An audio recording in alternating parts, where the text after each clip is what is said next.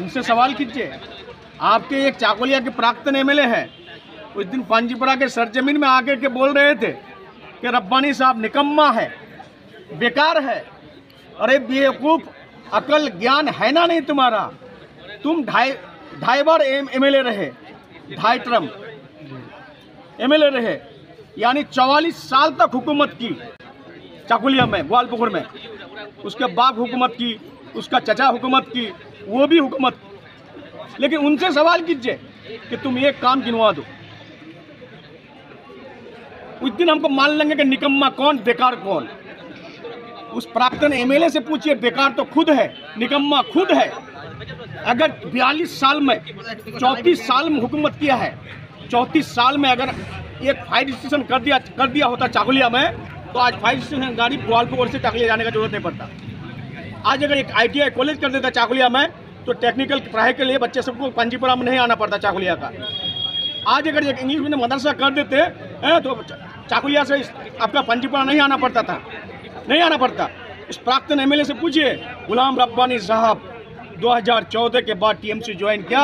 अब 2014 के बाद अगर ग्वालपुर में देखिएगा तो हर तरफ रास्ता पाइएगा, हर तरफ हेल्थ सेंटर पाइएगा, हर तरफ आप सोलर हाईमास्ट लाइट पाइएगा, स्कूल को टनाटन पाइएगा, क्लास चल रही है, एजुकेशन सेक्टर आगे बढ़ रहा है, हेल्थ सेक्टर आगे बढ़ रहा है, डेवलपमेंट आगे बढ़ रहा है। बराबर ब्रिज नहीं था ग्वालपुर में, आज कनेक्टिव कर दिया गया है ब्रिज लेकर के।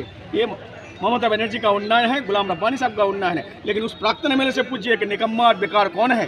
तुम एक तो बोर्ड लगा सकते हो क्या, कहीं दिखा सकते हो कि ये विक्टर अली इमरान रम का विक्टर का बोर्ड है?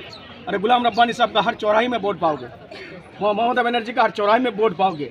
कहीं पर रास्ता में बोर्ड मिलेगा, कहीं पर PHE में बोर्ड मिलेगा, कहीं पर हॉस्पिटल में बेड मिलेगा।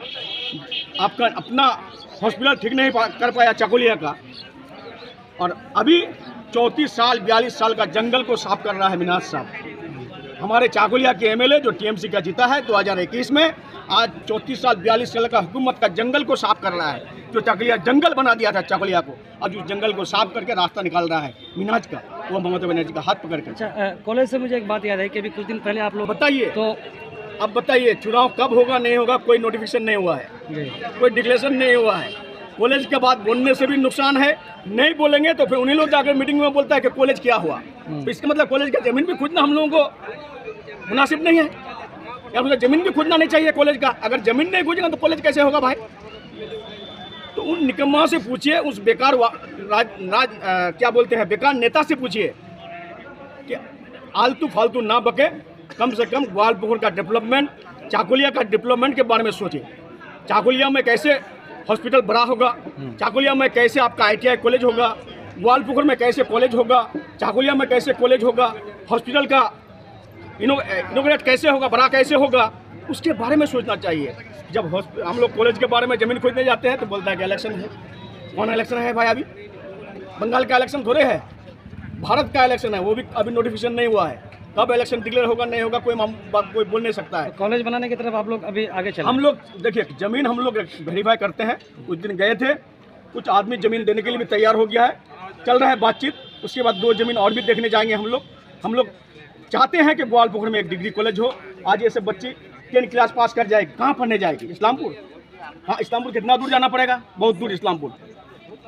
और ऐसी गरीब इलाका है ग्वालपुर, बैकवर्ड इलाका है। यहाँ पर एक कॉलेज होने से घर का खा करके जा करके कॉलेज में डिग्री ले सकती है, इसलिए कॉलेज का जरूरी है। हम लोग चाहते हैं, हमारे ऑनरेबल चीफ मिनिस्टर दिल का बहुत बड़ा है, उसके अंदर कोई कमी नहीं है। जितने भी हम लोग को ग्वालपुर में डेवलपमेंट का काम दिया हम लोग किए। अब हमारे ऑनरेबल चीफ मिनिस्टर से सिर्फ हम लोग कॉलेज करवा लेंगे ग्वालपुर में।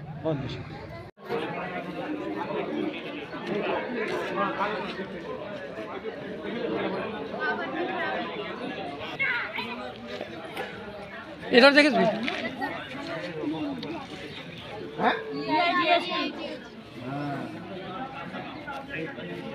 नाम क्या है?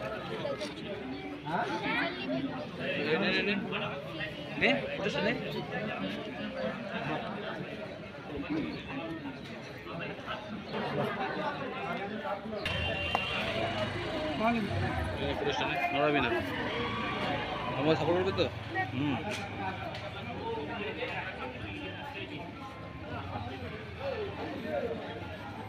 एकदम मेहनत।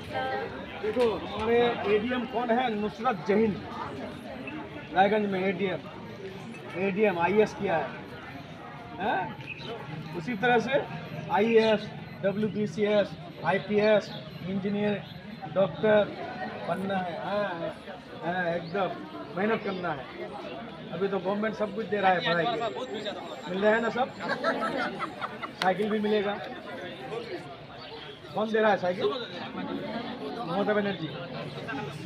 और वो जो स्कॉलरशिप दूसरा देता है, वो दूसरा देता है। आप लोगों को क्या देता है?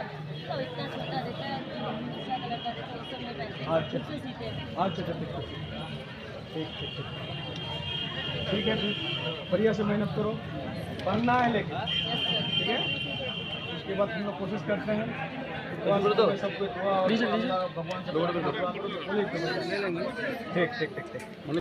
ठीक अवार्ड বলছি তো বিভিন্ন ভাই বলবেন না তো রাইটে আচ্ছা না না ঠিক আপনার দুটো যাত্রী সব দুটো সব একদম গল্পগুলো সব দুটো হ্যালো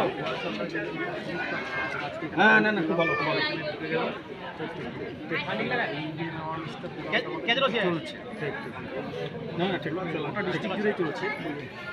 भाई पहले मैं आपको धन्यवाद देता हूँ जी। यही द्वारे सरकार जब हमारे ऑनरेबल चीफ मिनिस्टर ममता दीदी स्टार्ट की थी तो इस ग्राउंड में काफ़ी भीड़ दिखाई दे रही थी, लेकिन आज देखिए वही द्वारे सरकार में 10% आदमी नहीं है, 90% आदमी का काम हो चुका है। अगर काम नहीं होता तो आज भीड़ होता काउंटर में।